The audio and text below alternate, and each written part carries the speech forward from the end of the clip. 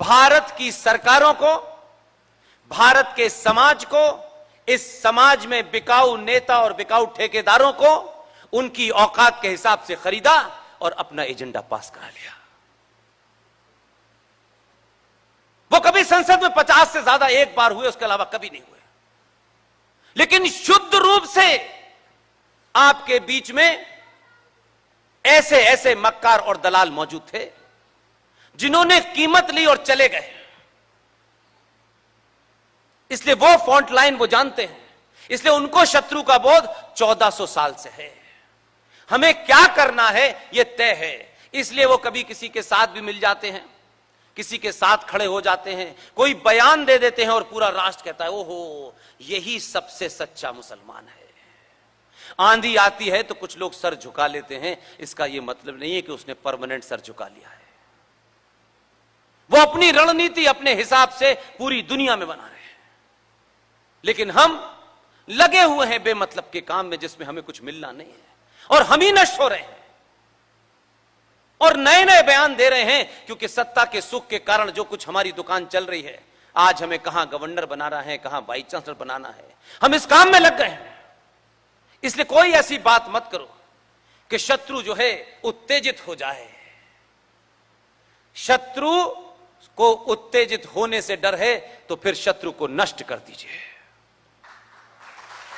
ताकि यह डर आपके अंदर से खत्म हो जाए। यह कभी उत्तेजित होगा तो वो तो होगा क्योंकि उसकी प्रवृत्ति में है, उसकी किताब में है, वो उस फिलॉसफी का भक्त है। हमें ईमानदारी से मानना चाहिए।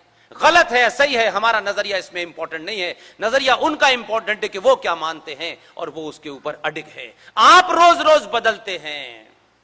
आपका नेता, आपका राष्ट्रपिता तो अपने आप को स्थापित करने के लिए इस देश में एक ब्राह्मण ने एक भजन लिखा। अपने स्वार्थों के लिए गांधी जी ने उस भजन में भी सेकुलरिज्म की दुकान चलाकर ईश्वर अल्लाह तेरो नाम की लाइन डाली। वो तब भी दिल जीत रहे थे। ये बीमारी आज भी है और ये बीमारी जब तक रहेगी जब तक सनातनी हिंदू अपने सनातनी हिंदू होने पर शर्माएगा। आपको अपनी जाति में, ठाकुर में, बनिया में, ब्राह्मण में, दलित, जो दिल चाहे, मैं हर सभा में यह बात कहता हूं। यह महज अजीब पैराडॉक्स है मेरे जीवन का। मैं जहां पैदा हुआ, जहां से मैंने पोस्ट ग्रेजुएशन किया, सब कुछ करने के बाद मुझे उन पूरे 20-25 सालों तक कभी यह बोध ही नहीं हुआ कि मेरी जाति क्या है। इसका जिक्र ही नहीं था। मुझे यह बोध दिल्ली में आके हुआ, इसलिए मुझे बहुत उससे फर्क नहीं पड़ता है। लेकिन आज भी कोई बहुत पुरानी घटना नहीं बता रहा हूं, मुंह पे कहना चाहता हूं मैं। उत्तर प्रदेश में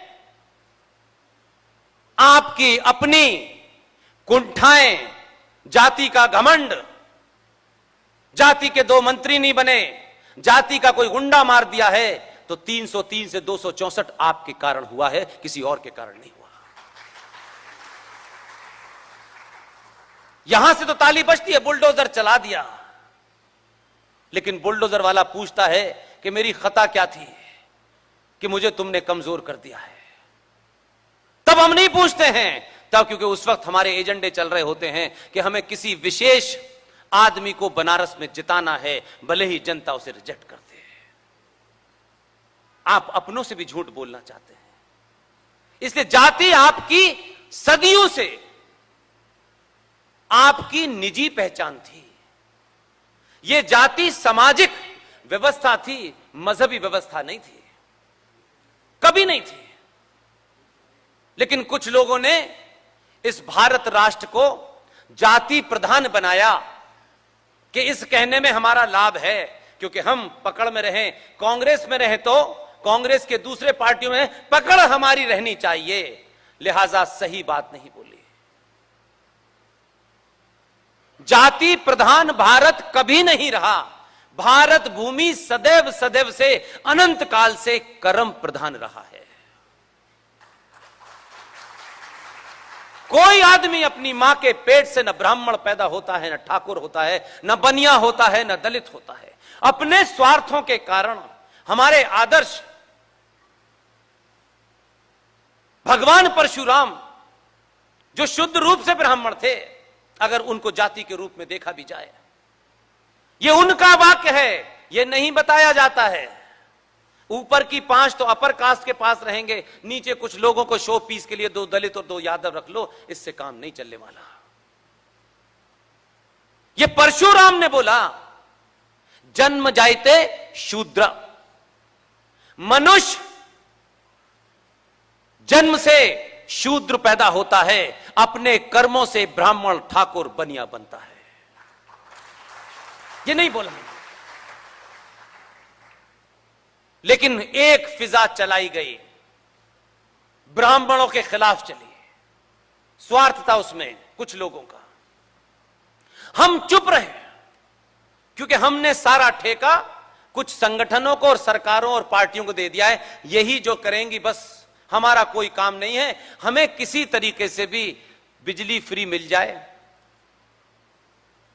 हमें जीएसटी में छूट मिल जाए, हमें इनकम टैक्स में कुछ छूट मिल जाए, इसके अलावा हम किसी और चीज के लिए जिंदा ही नहीं हैं।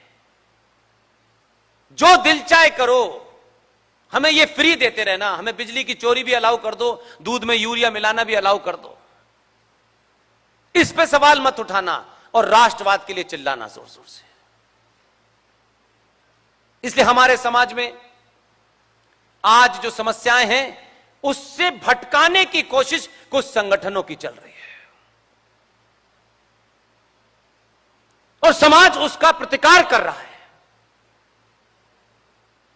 आप यहां किसी बड़े लीडर को सुनने नहीं आए हैं, बहुत मामूली से परिवार का आदमी हूं।